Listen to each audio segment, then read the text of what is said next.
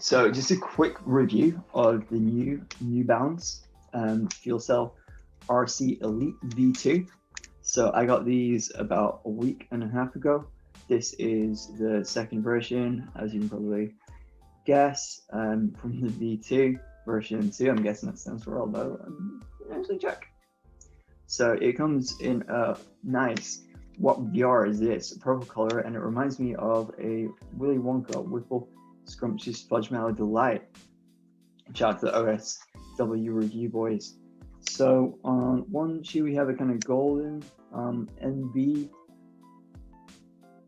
logo, and then on the other one we've got a kind of pinkish with silver surround, and then together they kind of match up, and then they're contrasted on the soles, which is very good. As you can see, I've already put quite a few miles into them.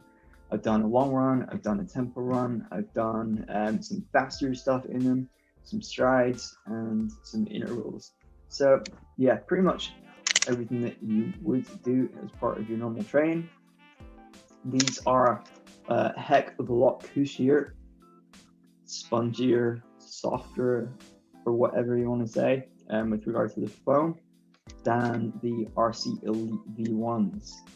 Some people said that they were a bit too kind of like firm without being like super aggressive. What I loved on the V1s was the sole on it. I thought the traction on them was like second to none. That's been updated with these, and they're almost kind of a bit more, not even really like, yeah, they are very similar kind of to an Alphafly tread pattern on that sole there.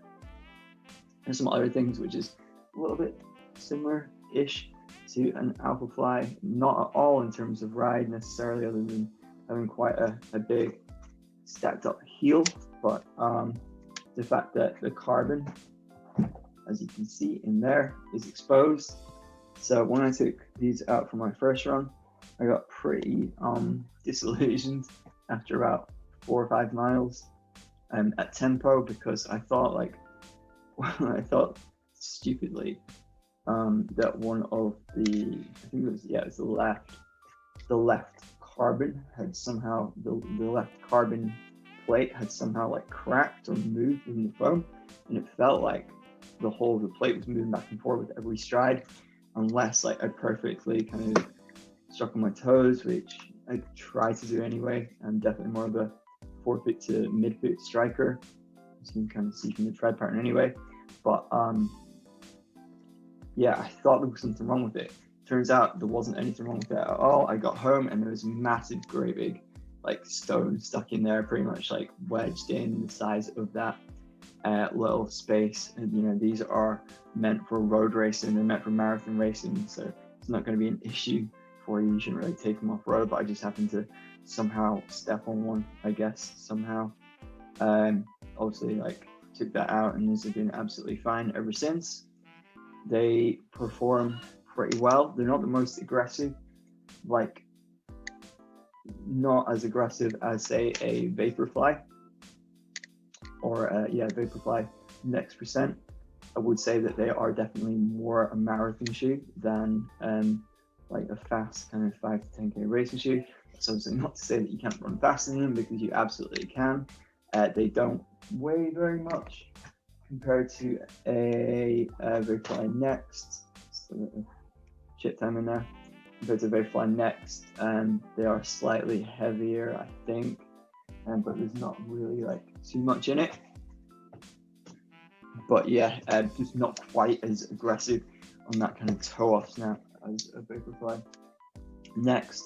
However, for like longer runs, longer tempo runs, where you just want to roll, but still have the option to pick up, these are absolutely golden. Obviously, it's quite an expensive training shoe, but they do have those TCs as well, which I do have a pair of. Wasn't really for me, but this to me it would be a phenomenal training shoe if you weren't spending £210 on it, and you wanted to train in carbon. Although personally, I've kind of moved away from that a little bit. But yeah, They are a fantastic shoe. With regard to fit, I went true to size and they're pretty much perfect. So I went with my Nike true to size, and these were bang on. I think I found the TCs a little bit roomy maybe in the the toe box, sorry. But these were exactly as I would have expected them to be. You got some really nice features like on the inside. The insole is kind of perforated, just makes you feel like they've gone to some trouble to put some thought into it, and obviously it is a premium shoe, so you would maybe expect that. The upper is lightweight and roomy, and it's got plenty of ventilation. I have no problem with overheating or anything of that nature. The Achilles, the heel collar is molded there, so you've got like a solid cup, but you got plenty of cushioning in there. This is obviously a bit more stripped back, a bit more bare. There is a little bit more support through it, but yeah, again, you're not really like gaining much weight with that added support. For a long distance cruiser, with a bit of pickup, this is a fantastic shoe. Like so nice, just rolling along at like 6:30 pace. You just feel like you could do it forever and ever. And you know, essentially you probably could get down to like 5-minute miling, still absolutely golden. And it's got enough pop and it's light enough that if you do want to pick it up to that kind of faster end of things, it can absolutely do that. But I wouldn't say that if I was going to race a 5 or 10k, this would be necessarily the shoe that I would choose.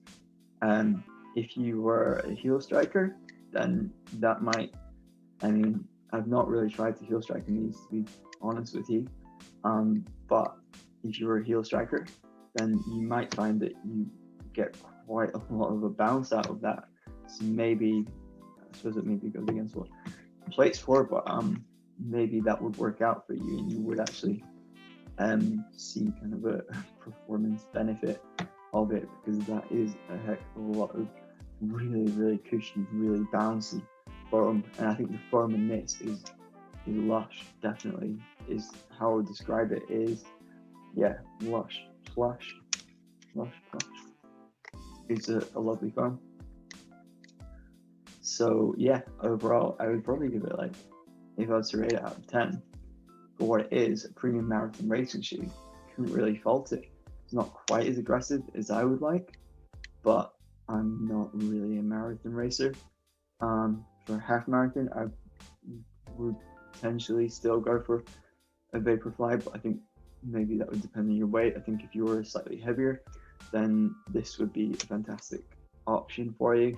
If you like a bit more space and a bit more support through the mid foot as well, it doesn't feel as narrow. It's not quite as snug, but that's not to say that it's not locked down, because it absolutely is.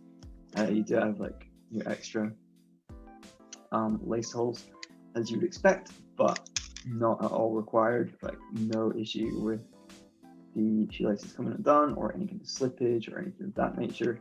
They were absolutely golden. They are a joy to run in. I really rate them. So yeah, I'd probably give them like 8.5 to 9 out of 10.